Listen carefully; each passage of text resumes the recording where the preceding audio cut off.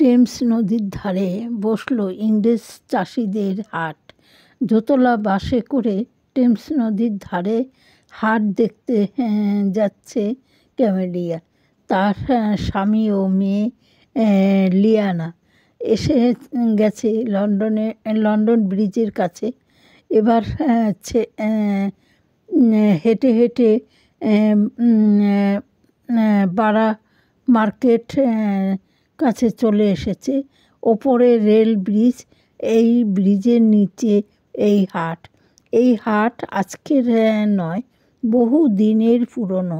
Liana ice cream খেতে চাইছিল, কিন্তু না দিয়ে একটা হনুমানের মতো চকলেট কিনে দিল। ওরা দুজনে কফি কিনে নিল। তারপর ওরা টুকটাক কেনাকাটা করে বাড়ি ফিরবে। হাটে শুধু নানা রকম খাবারের স্টল। এই হাটে এলে ক্রেতা বিক্রেতার সঙ্গে কথাবার্তা বলে কেনাকাটা করা যায়। সব দোকানে খাবার স্টল করে বিক্রি করতে থাকে।